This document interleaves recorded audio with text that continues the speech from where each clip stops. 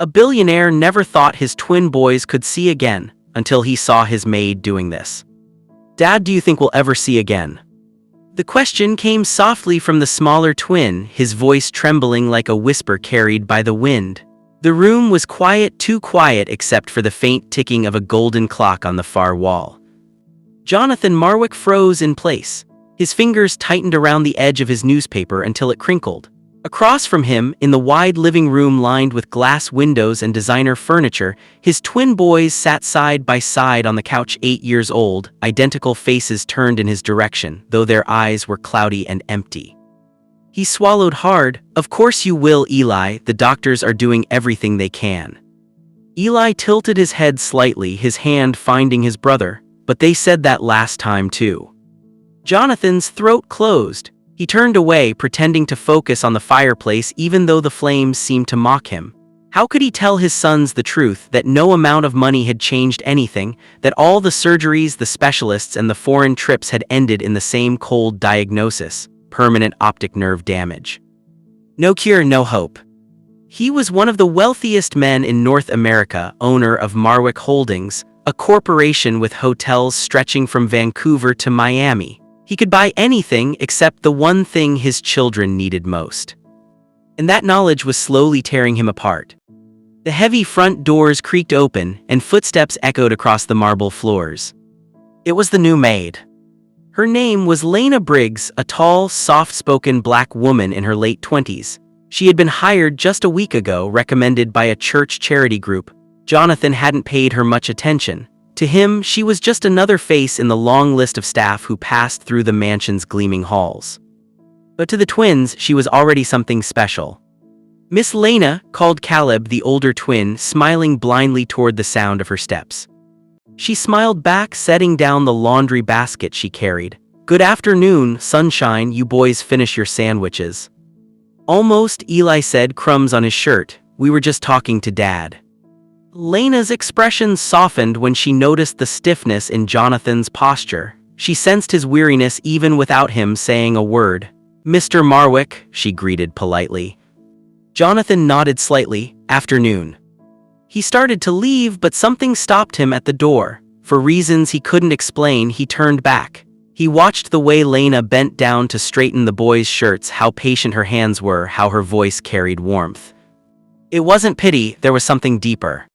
Something peaceful. That night, the rain came hard over Fairfield Hills, drumming against the mansion windows. Jonathan stood in his study, glass of scotch in hand, staring at the twin portraits on his desk, two smiling boys taken before the accident, before that terrible night on the mountain road. The crash still haunted him, the twisted metal, the cries, the fire. And then the silence. He had survived with a broken arm and scars that money could hide. But his sons, they lost the world they once knew. A knock broke his thoughts. "Come in," he said. It was Lena again, standing at the door in her simple uniform. "Sorry to disturb you, sir." The boys couldn't sleep. Jonathan sighed, setting down the glass. "Nightmares again." "Yes," she said softly, "they were calling for you." He hesitated. He couldn't remember the last time he had tucked them in. Guilt crawled across his chest. "Tell them I'll come." When he entered their room moments later, he found the twins sitting up in bed, their small faces tense. The nightlight cast a golden hue over the room, making their white bandages and pale eyes gleam faintly. "Dad," Caleb whispered, "we heard something like glass breaking." "It's just the storm," Jonathan said, smoothing their hair. "Go back to sleep." Lena stood by the door, watching quietly. Her eyes held a tenderness that made Jonathan pause. She looked like she was seeing something he couldn't. When he left, he lingered outside the door for a moment and heard her begin to hum, a soft lullaby, one he didn't recognize. The melody filled the hall like warm honey, and soon the boys' voices faded into steady breathing. Jonathan stood there for a long time. For the first time in months, his sons had fallen asleep without tears. The next morning, the mansion was alive with the smell of pancakes and laughter.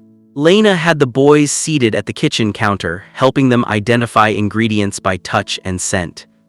"What's this one?" she asked, holding out a lemon. Soap," Eli guessed, wrinkling his nose. Caleb burst into giggles. "No, silly, that's lemon." Jonathan, walking in quietly, found himself smiling. The scene was ordinary, but in his world, ordinary had become a luxury. "You're good with them," he said suddenly. Lena looked up startled. "Thank you, sir, they're good boys." He studied her, noticing again that calm energy she carried. "Where did you learn to work with children like that?" Her expression shifted as though she was hiding a memory. "I used to volunteer at a rehabilitation center back home, in Georgia, kids with special needs." He nodded, intrigued. "You're patient, most people give up." She smiled faintly. "Sometimes the world forgets that miracles take time, Mr. Marwick." The word miracle lingered in the air. Jonathan wanted to believe it, but he couldn't. That evening, something unusual happened. Jonathan returned home late after a board meeting. The lights were dim and the sound of soft singing floated down the hall. It was Lena again, her voice smooth and deep, echoing like a prayer. He followed it quietly until he reached the twins' room. The boys sat cross-legged on the carpet while Lena guided their hands across a small wooden box. "What's this?" Jonathan asked, stepping inside. Lena looked up, surprised. "It's just a music box, sir. I was showing them how it feels when it plays." The twins grinned. "It dances, Dad. The song moves," Eli said, his fingers tracing the carvings. Jonathan frowned, slightly curious. The box was old, carved with symbols he didn't recognize. "Where did you get that?" "It belonged to my grandmother," Lena said quietly. "She used to say it carried blessings for anyone who listened with their heart." Jonathan chuckled dryly. "I'm afraid science doesn't agree with that." "Maybe not," she said gently, "but faith doesn't ask for proof." Their eyes met for a brief, charged moment. Something in her calm defiance unsettled him. Later that night, Jonathan sat in his study again, but he couldn't focus.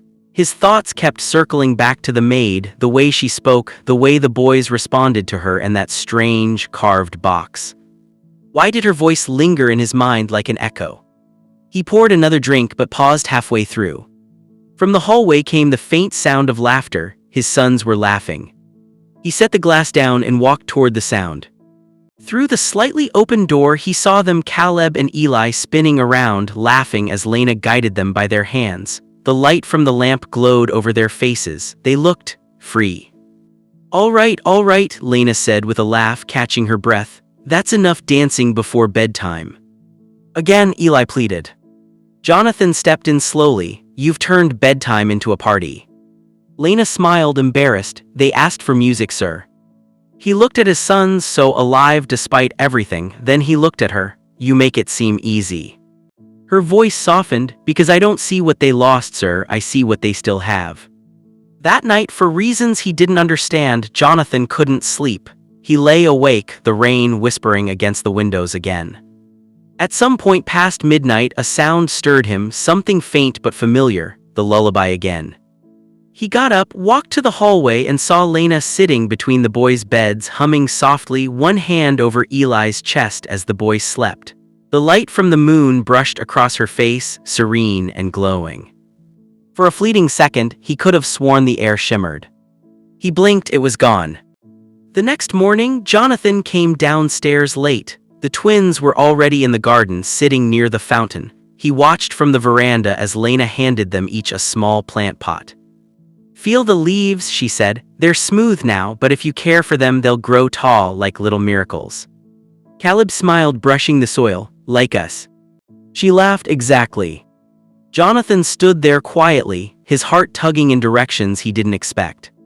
He had hired her to clean and cook, but somehow she was cleaning more than his house. She was mending something inside his home that had long been broken. He didn't know it yet, but soon Lena Briggs would do something so unexplainable, so miraculous, that the entire Marwick estate would never be the same again. And it would all begin with that simple lullaby.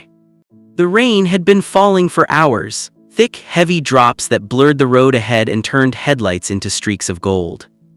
Jonathan Marwick gripped the steering wheel tighter, glancing at his rearview mirror. His twin boys were in the backseat, singing softly to a children's song that played from the radio. "Dad, are we almost there?" Caleb asked.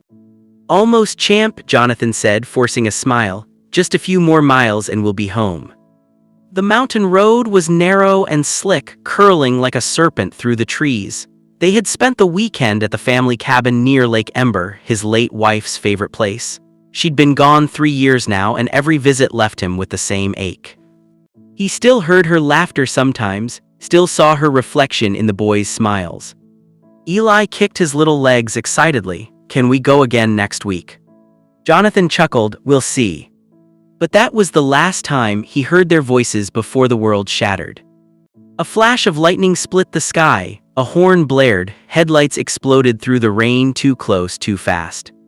"Hold on," Jonathan shouted.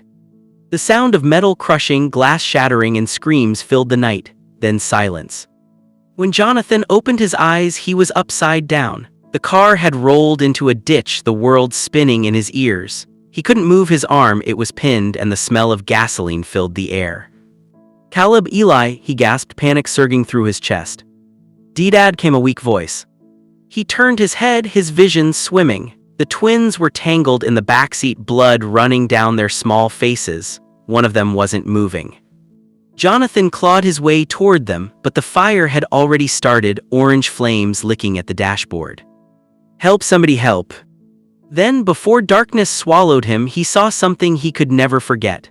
The flickering reflection of their terrified eyes, open, searching, but unable to see. The doctors called it traumatic optic neuropathy. The impact had crushed delicate nerves behind their eyes. Jonathan refused to accept it. He flew them to specialists in Toronto, Los Angeles, even Zurich. Every doctor said the same thing: irreversible damage.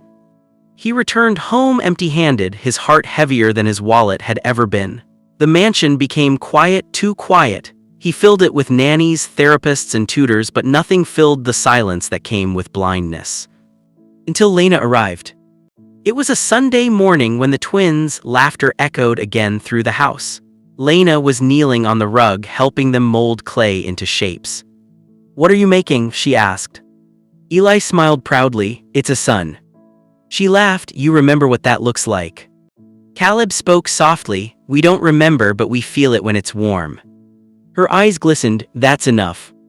Jonathan watched from the doorway, unnoticed. He had come to tell her she could take the afternoon off, but the sight of her with them froze him. There was something in her, an energy, a light that filled the room. For the first time in years, he didn't feel like a stranger in his own home. Later that afternoon, as the boys napped, Jonathan found Lena in the kitchen making tea. "Miss Briggs," he began, his tone more casual than usual. "You've done a lot for them. I can't say how much I appreciate it." She looked up surprised. "They're easy to love, sir." He smiled faintly. "Still, most people come here, collect a paycheck, and vanish when things get too heavy. You're different." Lena lowered her gaze. "Maybe that's because I know what it's like to lose something you thought you'd never get back." Jonathan studied her, intrigued. "You've lost someone." She hesitated. "My younger sister, car crash, I was driving." He froze. She continued, voice trembling slightly. "She didn't make it. I walked away without a scratch. For years I asked why it wasn't me." Jonathan swallowed. "I'm sorry." She nodded. "I don't believe in coincidences anymore, Mr. Marwick. I believe some people cross paths because healing needs a place to go." That night, Lena sat by the twins' bedside again. Her grandmother's wooden music box rested on the table beside her. When she turned the tiny brass key, it released a slow, haunting tune, something between a lullaby and a prayer. The twins smiled in their sleep, their faces peaceful. Jonathan passed by their door quietly. He paused, watching through the crack. Lena was whispering words, softly, rhythmically, as if speaking to the air itself. "Light of mercy, fall upon what was once lost. Restore what the world took, return what was theirs." He frowned. "What are you doing?" She turned, startled. "Oh, just a bedtime blessing, sir, old habit." He stepped inside. "You believe in that sort of thing?" She smiled faintly. "You don't have to for it to work." Her words echoed in his head all night. The next morning was strange. Jonathan was in the dining room when Eli suddenly called out from the hallway, "Dad, the light feels different today." Jonathan froze. "What do you mean?" Eli tilted his head, smiling. "It's warm, but not like before. I think it's shining through something." Jonathan's heart raced. "Through what?" Eli pointed toward the window, his hand almost perfectly aligned with the direction of the sunlight. Jonathan blinked. Coincidence, he thought, but when Caleb did the same moments later, pointing toward the same bright corner, the billionaire's pulse quickened. Lena, standing nearby, looked just as shocked, but her eyes shimmered with something else. Hope.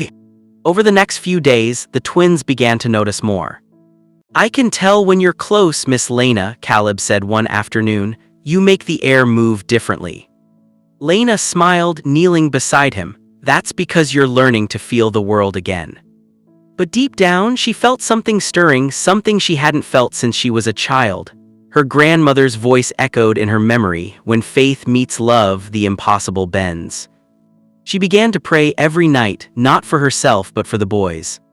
One evening, a storm rolled in again, just like the night of the accident. Thunder cracked through the sky, shaking the windows.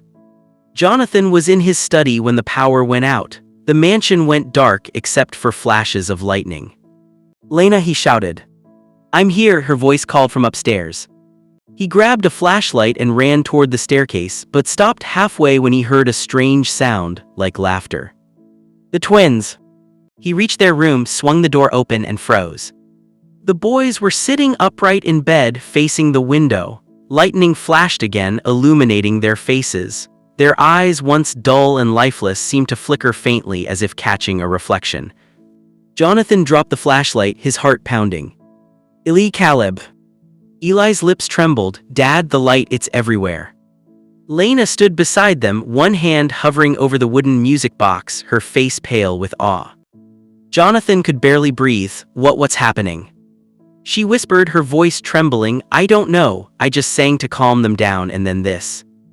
Another flash of lightning filled the room, and for a moment, Jonathan swore he saw it. A faint golden glow surrounding the twins, like sunlight pushing through fog.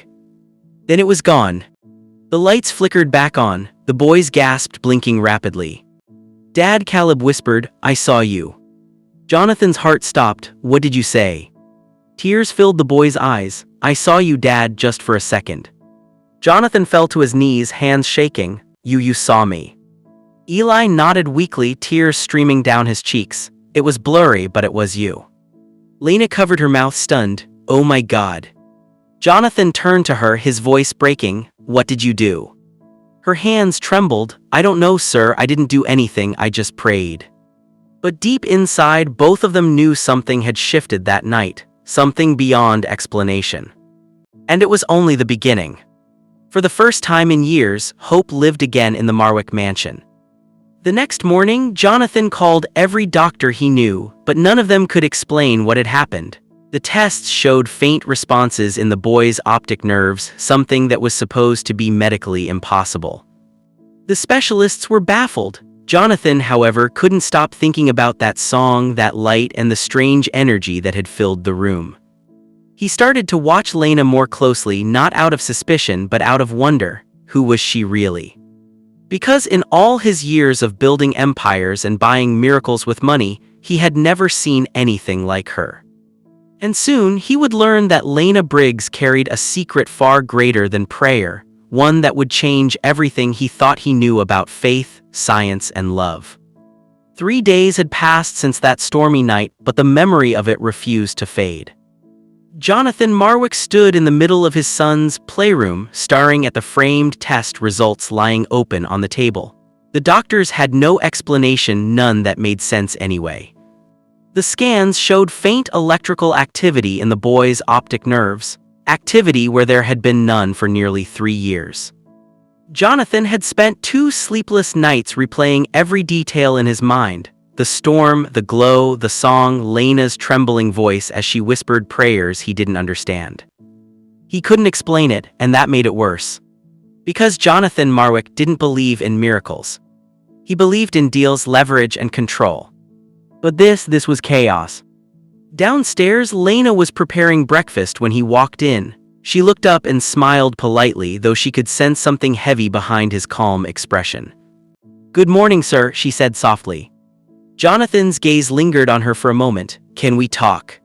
She wiped her hands on a towel and nodded. Of course. He led her to the sitting room.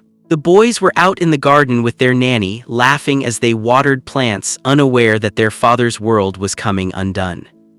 Jonathan gestured toward the couch. "Sit." Lena obeyed, her back straight, hands folded neatly in her lap. He paced for a moment, then turned sharply toward her. "That night, what exactly did you do?" Lena blinked. "I told you, sir, I sang a lullaby," said a prayer. He frowned. "I've heard prayers before, Miss Briggs, that didn't look like one." Her expression didn't change, but her voice softened. "You were watching." "I couldn't sleep," he said. "I saw light around them, around you." For a second her composure faltered. "Light," she repeated, her tone uncertain. "Yes," Jonathan said, stepping closer. "And right after that my boys saw me, for the first time in years. Now you tell me, what exactly did you do in that room?" She looked down at her hands. "Mr. Marwick, I don't have an answer that will satisfy you. Some things just happen when they're meant to." Jonathan's voice rose slightly. "You expect me to believe that my sons suddenly regained their sight because of, what, a lullaby?" Lena's eyes met his, calm but piercing. "Maybe not because of the lullaby, sir. Maybe because someone finally believed they could." He stared at her for a long, tense moment before turning away. "Belief doesn't heal optic nerves, Miss Briggs, science does." "Then why didn't it work before?" she asked quietly. The question struck him harder than he expected. That evening, Jonathan drove into the city to meet with Dr. Alaric Bloom, one of the neurologists who had handled the twins' case since the accident. Bloom was a sharp man in his 60s, with gray hair and a reputation for cutting through nonsense. When Jonathan showed him the test results, the doctor adjusted his glasses and frowned. "This shouldn't be possible." "You're telling me," Jonathan said dryly. "Did anything unusual happen before the improvement?" Bloom asked. Jonathan hesitated.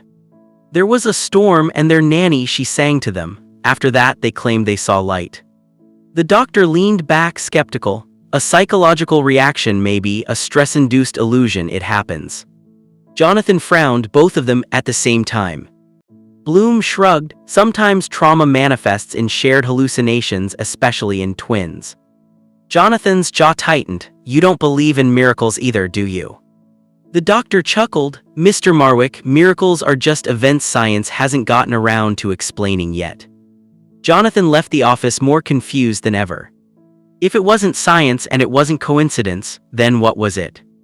Meanwhile, back at the mansion, Lena sat by the window with a cup of tea, staring out into the fading daylight. She could feel it in her bones, the same strange energy that had filled the boys' room that night. Something had passed through her, something old and powerful. Her grandmother used to tell stories about the gifted ones, people in their lineage who could channel light through emotion and prayer. Lena had never believed it. She had gone to church, worked hard, and lived an ordinary life.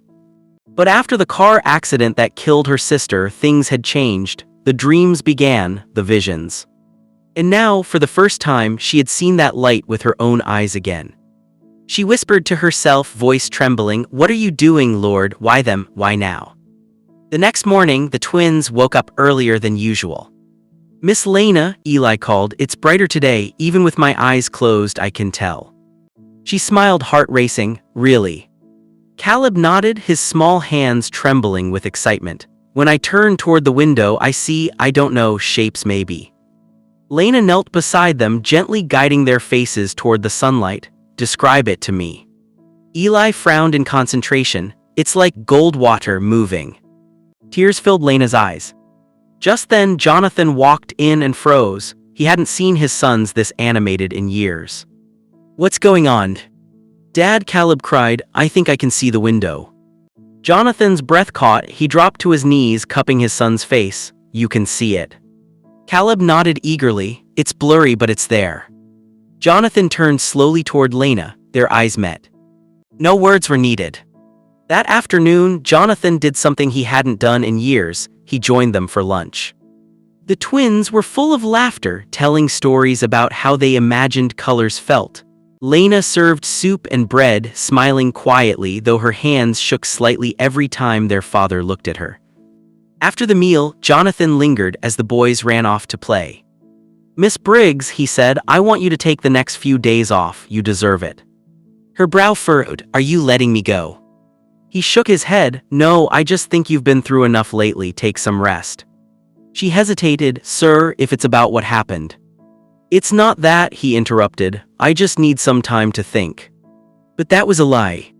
Jonathan wasn't giving her rest, he was buying time to investigate. That evening, after she left for church service, Jonathan went into her quarters. He hesitated before pushing open the door, guilt pressing against his chest, but curiosity had always been his curse. The small room smelled faintly of lavender and old wood. Her Bible sat open on the nightstand, pages filled with handwritten notes, and beside it, wrapped carefully in cloth, was the old music box. He unwrapped it slowly, revealing the same carvings he'd seen before, swirls, symbols, strange patterns that almost looked like eyes and rays of light. Inside the lid, faint words were engraved in cursive. To heal is to see through love. Jonathan traced the words with his finger. What does that even mean? He turned the tiny key and listened as the same haunting melody filled the air. For a moment the room seemed to shimmer. Then the light bulb flickered. He froze. It flickered again once, twice, and then steadied. He stood there in silence, heart pounding. Something about that box didn't belong in this world. When Lena returned later that night, she immediately sensed he had been there. Jonathan was sitting in the living room, the box on the coffee table. She stopped in her tracks. You went through my things. He looked up, unflinching. You've been hiding something. Her eyes flashed with quiet anger. That doesn't give you the right. I'm trying to understand what's happening to my children, he snapped. They stared at each other, tension thick in the air. Finally, she sighed, sinking into the chair opposite him. What do you want to know? Everything, he said simply. Start from the beginning. She hesitated, then began slowly. My grandmother was a healer, she said softly. Not a doctor, not a priest. She called it the gift of light. She said some people carry a piece of it in their souls, something that can mend what the world breaks. Jonathan frowned. You're telling me you can heal people by singing?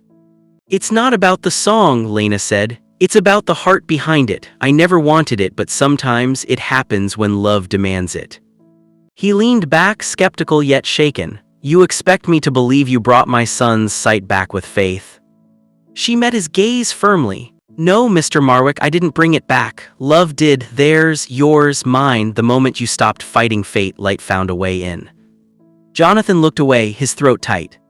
She stood slowly. You can test me, question me, even fire me if you want, but something greater than us is at work here, and it's not finished yet. She turned to leave, but stopped at the door. You asked me once if I believed in miracles. I didn't, until your boys made me remember what one looks like. And then she was gone, leaving him staring at the music box, still playing its soft, ghostly tune. Later that night, Jonathan found himself sitting in the twins' room. They were asleep, peaceful and smiling. The faint moonlight brushed their faces, and for a fleeting second he thought he saw that same golden glow again. He whispered into the quiet, if this is real, if this is you, don't stop now. Outside, the wind rustled through the trees. Somewhere deep inside the mansion, the music box stopped playing by itself. And with it came the faintest echo of a voice he hadn't heard in years, his late wife's, whispering through memory. Don't be afraid of the light, Jonathan, it's always been waiting for you. He froze. The glass of the nearby picture frame trembled ever so slightly, then cracked. The sound of shattering glass echoed in Jonathan's mind long after it stopped. He sat in the stillness of his study, his pulse thundering in his ears. His late wife's voice, that gentle whisper, still lingered like a haunting melody. He stared at the cracked frame on his desk, the photograph inside untouched, Evelyn smiling beside him, the twins still bobbies in her arms. But Evelyn was gone. Or so he thought. 2 days later, her name returned to his life like a ghost. Jonathan was in the middle of a board meeting at Marwick Holdings when his assistant rushed in, pale and stammering. Sir, there's someone here to see you. I told you no interruptions during. He stopped when she whispered the name. Evelyn Marwick. The room went silent. Every executive froze, eyes darting toward their billionaire CEO whose face had gone ashen. Slowly, Jonathan rose from his seat. Send her in, he said, his voice barely audible. Moments later, the glass doors opened and she stepped in. Evelyn Marwick looked nothing like the memory he'd buried. Her golden hair, once neatly curled, now fell loosely over her shoulders. Her pale blue eyes, sharp as ice, flickered with something unreadable. She wore black, sleek, expensive, and dramatic, as though she were attending her own resurrection. "Hello, Jonathan," she said softly, her voice a dagger wrapped in silk. He stood frozen, gripping the back of his chair. "You're supposed to be dead." A faint smirk curved her lips. "So I heard." The board members exchanged bewildered glances. Jonathan turned sharply to them. "Everyone out."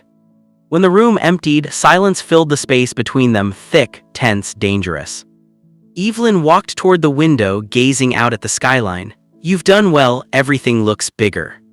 "Why are you here?" His voice was hoarse.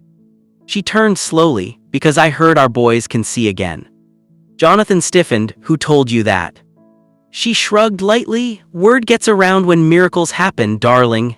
Her eyes glittered, but not with joy, with curiosity, maybe even suspicion. "I wanted to see for myself."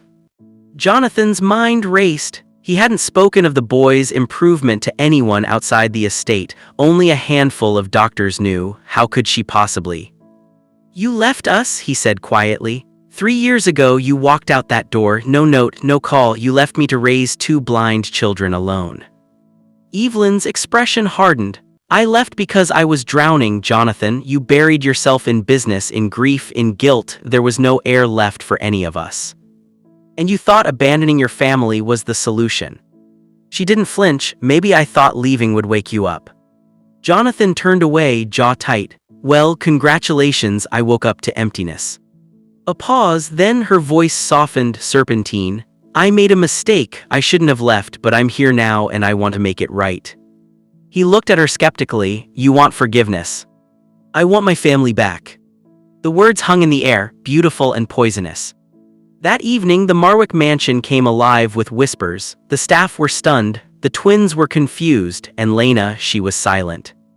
Evelyn arrived at the house unannounced, stepping through the double doors like she'd never left. Her perfume, sweet jasmine, filled the air, stirring memories Jonathan had tried to bury. When the twins heard her voice, they froze. "Mom," Caleb whispered, unsure.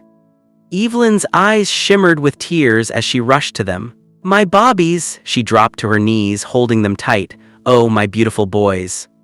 Eli pulled back slightly, uncertain. "You sound different." She smiled through tears. "Do I?"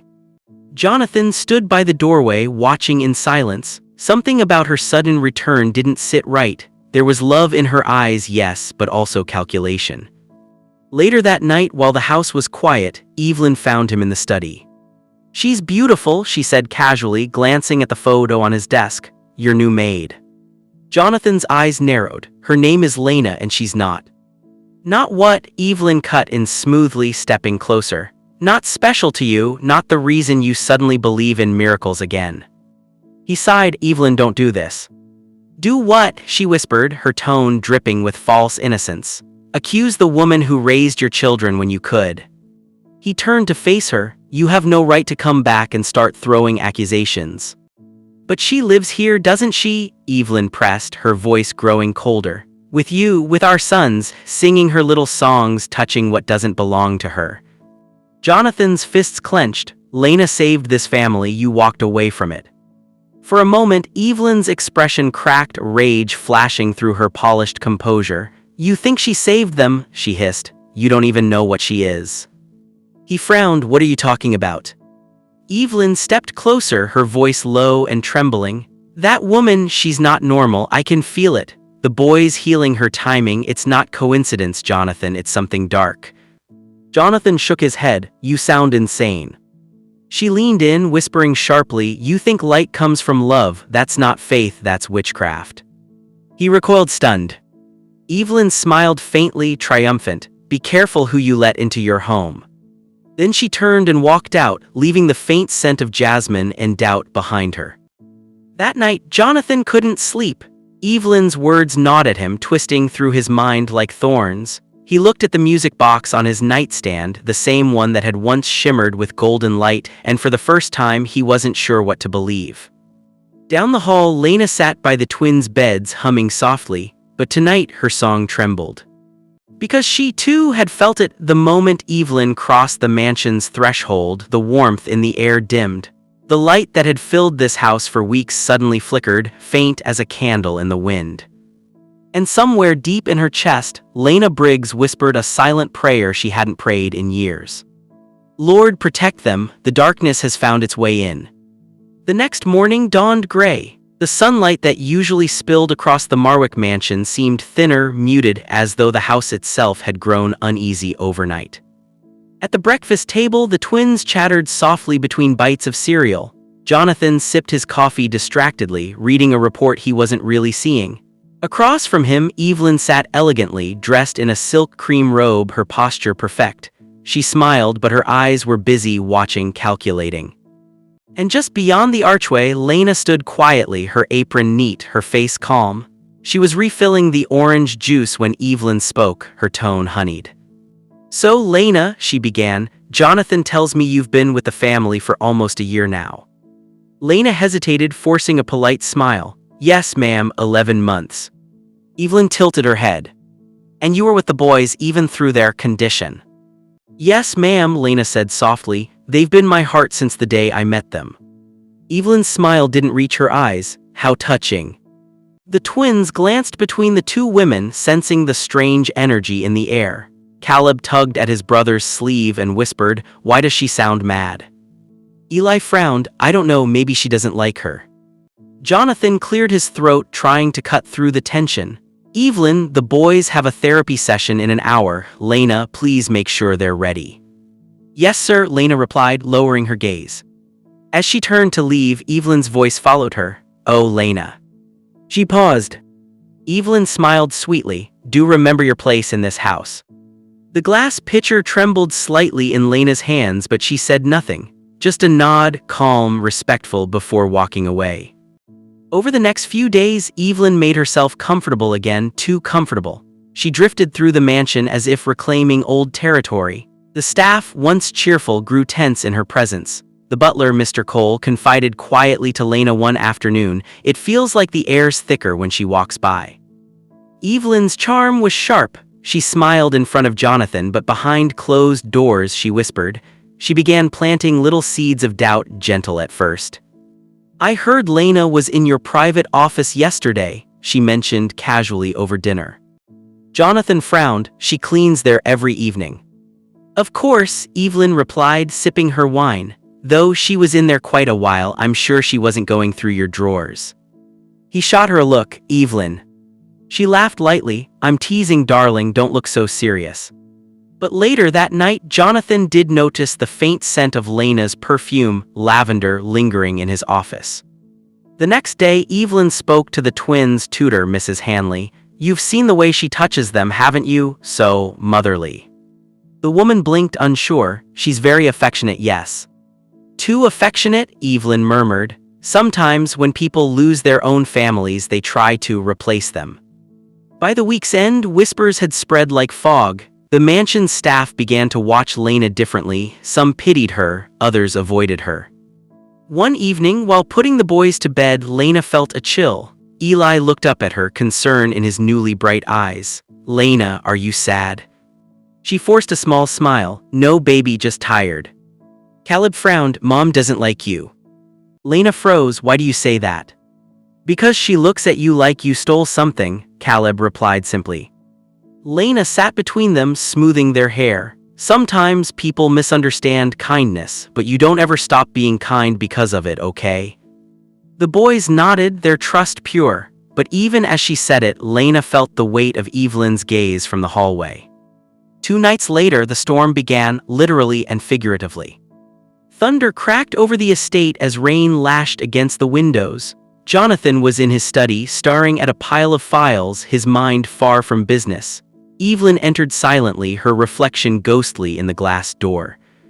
Jonathan, she began softly, we need to talk about her. He sighed, not this again. She's dangerous, Evelyn pressed. I saw her praying over the boys' beds last night, chanting in the dark like some ritual. Jonathan's eyes narrowed. You're twisting things again. She's not what she seems, Evelyn snapped, her composure cracking.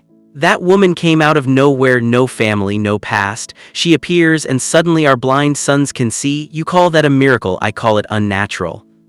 He rose from his chair. Evelyn, enough. Lena risked everything for those boys. If you can't respect her, then maybe you shouldn't be here. Her face hardened. You'd defend her over your own wife. You left that title behind when you walked out that door 3 years ago, Jonathan said coldly.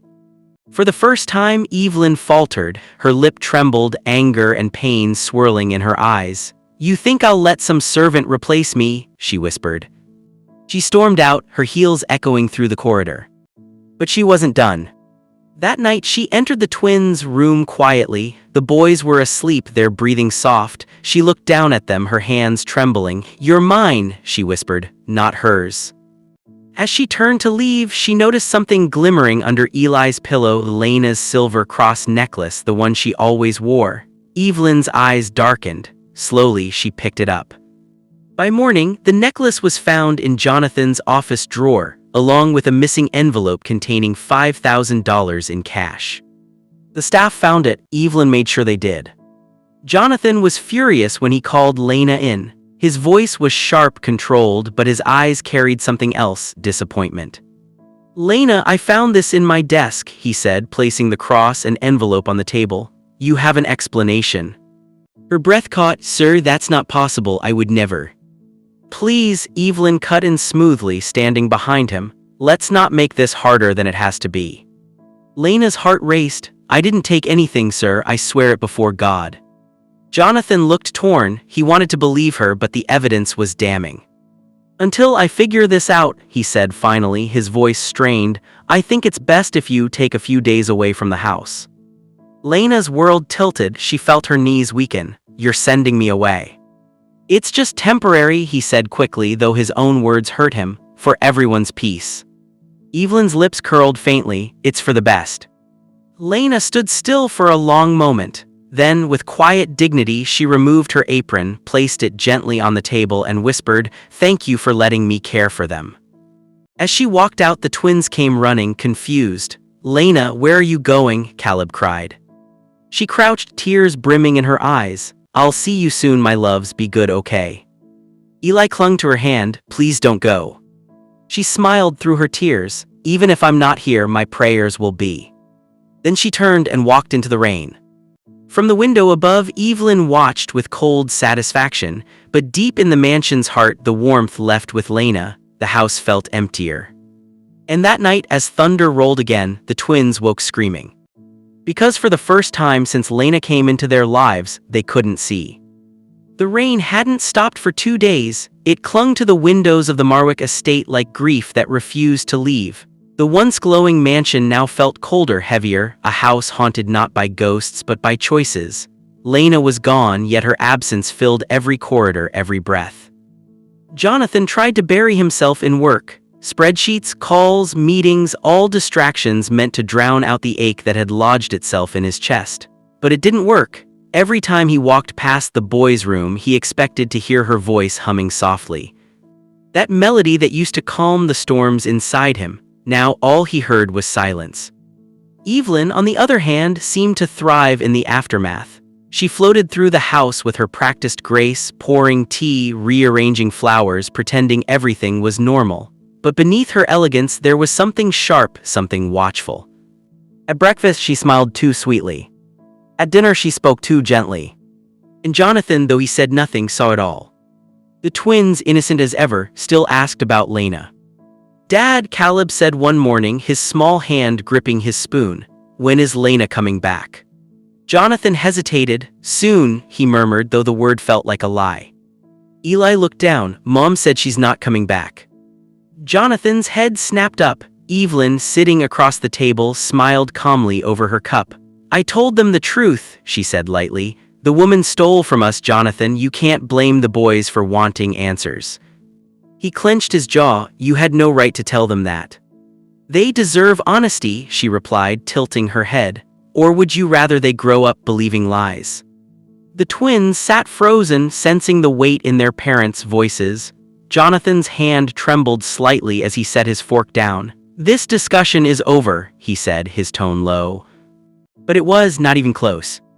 That night, Jonathan found himself in his study again, staring at the fire that wasn't warm enough.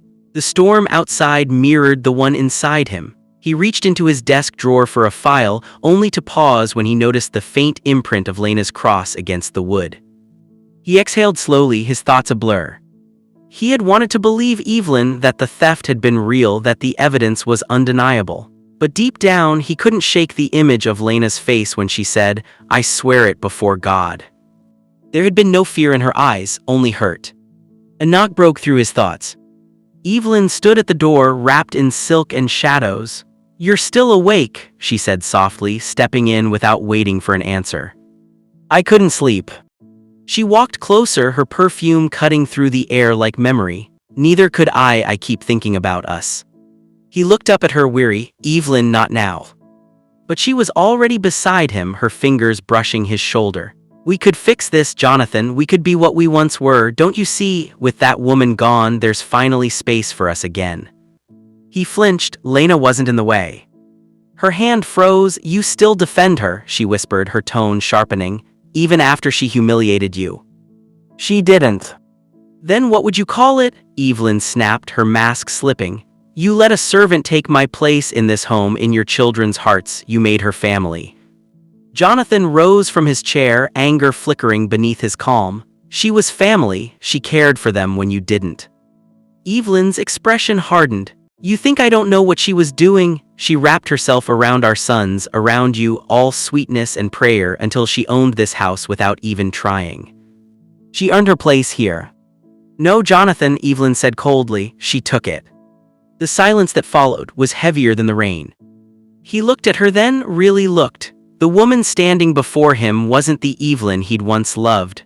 Her beauty was still there, polished and perfect, but her heart, it had turned to ice. "I don't know what you're trying to prove," he said quietly, "but this isn't you."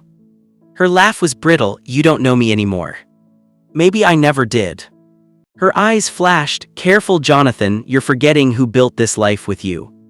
He met her gaze steadily. "You're forgetting who destroyed it." The words hit her like a slap. For a second she said nothing. Then, with a tremor in her voice, she whispered, "You'll regret this." And she turned and walked out. The following day, chaos rippled through the mansion in subtler ways. Staff whispered behind doors. Mr. Cole, the butler, avoided Evelyn's gaze. Even the twins grew quiet, sensing the fracture between their parents. Jonathan's patience was wearing thin. When Evelyn canceled the boys' therapy session by mistake, he confronted her. When she dismissed Lena's replacement cook, he confronted her again. By the third confrontation, their voices echoed down the halls. "You're tearing this house apart," Jonathan said through clenched teeth. "I'm restoring order," Evelyn shouted back. "You've let sentiment turn this place into a circus." "This isn't about order," he retorted. "It's about control, and you can't stand not having it." Her eyes glimmered with fury. "You've changed. You're not the man I married." "No," he said coldly. "I'm the man who finally sees you." The words burned in the air between them. Evelyn stood frozen, trembling with rage. Then, with quiet venom, she whispered, "You'll regret making an enemy of me." That evening, Jonathan drove to town just to breathe. The rain had softened into a mist, but the air still felt heavy. He stopped at a quiet cafe, ordered black coffee, and sat in silence. He thought of Lena, her voice, her steadiness, her faith, the way she'd prayed over the twins, never asking for anything in return. He thought of Evelyn's words, her obsession, her bitterness. Somewhere between the two women lay the truth, and he needed to find it. When he returned home later that night, the mansion was dimly lit. The boys were asleep, the staff already gone to their quarters. Evelyn was waiting in the sitting room, a glass of red wine in her hand, her smile too calm. "Late night?" she asked. He didn't answer. "You were with her, weren't you?" He blinked, thrown. "What?" "Lena," Evelyn said smoothly. "You went to see her." He frowned. "No, I didn't." Her smile faltered. "You're lying." "I'm not." She set the glass down sharply, the liquid sloshing over the rim. "I saw your car leave. You've been gone for hours. Do you expect me to believe you were just out?" "I needed air," he said, exasperated. "You're suffocating everyone in this house." Evelyn's expression twisted. "Don't turn this on me." "I don't have to," he said quietly. "You're doing it yourself." Her hand trembled. "You don't understand, Jonathan. She's dangerous." Stop, he snapped. Enough with your paranoia, Lena isn't the enemy. Then who is? Evelyn demanded. He didn't answer. Because for the first time, he didn't know. 2 nights later, everything came to a head. It started with a scream. Jonathan raced down the hallway to find Evelyn standing in the twins' room, pale and shaking. The boys sat up in bed, frightened but unharmed. She was here, Evelyn stammered. Lena, I saw her by the window. Jonathan's pulse thundered. What are you talking about? That's impossible. I'm telling you she was here, Evelyn cried. I saw her shadow, heard her voice. He turned to the window. The rain had started again, streaking down the glass. Outside, only darkness. There's no one here, he said firmly. Evelyn clutched his arm. She's back, Jonathan, I can feel her. Her voice cracked on the last word, and for a fleeting moment, Jonathan saw something real, not anger, but fear. He sighed, gently prying her hand away. You need rest. But as he turned to leave, something caught his eye, a small, familiar glint on the windowsill. A silver thread. He frowned, stepping closer. It shimmered faintly, a single strand of hair, long, black. Evelyn saw it too, and her breath hitched. I told you, she whispered. Jonathan stared at it for a long moment. Then, without another word, he left the room. Evelyn called after him, her voice trembling. Where are you going? He didn't answer. But in his chest, something had shifted. Doubt had given way to curiosity, and curiosity to something sharper. If Lena hadn't stolen anything, if she hadn't done what Evelyn claimed, then who had? And why was Evelyn so desperate to bury her? Jonathan knew what he had to do. Tomorrow, he would find Lena Briggs and uncover the truth that had been festering in the shadows of his home. The next morning dawned heavy and uncertain. The storm had passed, but the clouds lingered like smoke from a dying fire. The Marwick mansion sat in silence, vast and hollow. Jonathan hadn't slept. He'd spent the night turning over every memory, every word, every lie. When he finally left the house, Evelyn was waiting at the top of the stairs. Her robe trailed like a shadow, her arms folded, eyes sharp. Going somewhere, she asked. He didn't slow his stride. Business. Business on a Saturday morning. He paused at the door, not the kind you'd understand. Jonathan, she said softly, stepping closer, don't do this. He turned, meeting her gaze. Do what? Chase ghosts. He exhaled. Maybe it's time I stopped believing yours. The look on her face froze, part fury, part fear, but before she could respond, the door shut behind him. Jonathan's car cut through the wet roads of Greenwich. He didn't know exactly where Lena had gone, but he had a name, Mrs. Hanley, the boy's tutor. She had always spoken warmly of Lena, always defended her. If anyone knew where she was, it would be her. Mrs. Hanley lived just outside town in a modest cottage wrapped in ivy. When she opened the door and saw Jonathan standing there in his tailored coat and exhaustion, she gasped. Mr. Marwick, she said quickly, is everything all right? I need to find Lena, he said simply. The woman hesitated, glancing past him toward the gray morning. It's been quiet since she left, she murmured. I don't know if she'll want to see you. I don't blame her, he said, but I have to see her anyway. Mrs. Hanley sighed and stepped aside. She's been staying at St. Mary's on the Hill, volunteering at the shelter there. Jonathan's brows lifted. The old church. She nodded. She said she wanted to be somewhere the light still felt real. St. Mary was as ancient as the town itself, stone walls streaked by rain, the steeple rising like a prayer against the sky. Inside, the air smelled faintly of wax and lavender. A few people knelt in quiet corners, their murmured prayers echoing softly through the nave. And then he saw her. Lena Briggs. She was by the altar, her dark hair wrapped in a scarf, sleeves rolled to her elbows as she wiped down the wooden pews. The morning light filtered through the stained glass, painting her in shards of color, blue, gold, crimson. For a moment, Jonathan couldn't move. When she finally turned and saw him, the cloth slipped from her hand. Mr. Marwick, she breathed. He took a slow step forward. Jonathan, he corrected quietly. Her expression shifted, confusion, caution, pain. What are you doing here? I needed to see you. Why? Her voice trembled slightly. To ask more questions, to accuse me again. No, he shook his head, to apologize. Lena blinked, unsure she'd heard right. Apologize. I should have trusted you, he said, voice rough. I let someone else's lies cloud my judgment and I hurt you. For a long moment she said nothing, then she looked away, her eyes glistening. You believed her because she's your wife. I believed her because I didn't want to see the truth, he said quietly, but now I do. She took a breath, steadying herself. What changed? He hesitated, then reached into his coat pocket and pulled out a small glass vial, sealed, delicate. Inside it, tangled around the stopper, was a single black hair. Lena frowned. What is that? I found it on the twins' windowsill the night Evelyn claimed you were there. Her brows drew together. I wasn't anywhere near the house. I know, he said. That's why it didn't make sense until I realized something. Evelyn's hair isn't black, it's blonde. Lena's eyes widened. You think she planted it? I don't think, he said bitterly. I know, it wasn't the first thing she staged either. Lena's throat tightened. She wanted me gone. She wanted control, Jonathan said, and she knew you were the one person who could take it from her, not by power but by love. For a long while neither spoke. The only sound was the soft flicker of candles. Then Lena said softly, the twins, how are they? They're all right, Jonathan said. They miss you. Her lips trembled into a small, sad smile. I miss them too. He stepped closer. Come back. She froze. What? Come back to the house, to them, to me. Her eyes flickered with disbelief. Jonathan, I can't after everything. You can, he interrupted, his voice low but certain, because the truth deserves to come home. She shook her head slowly. Evelyn won't allow it.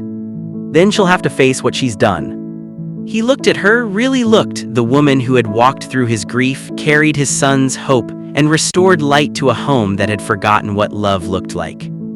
Please, he said quietly, let me make this right.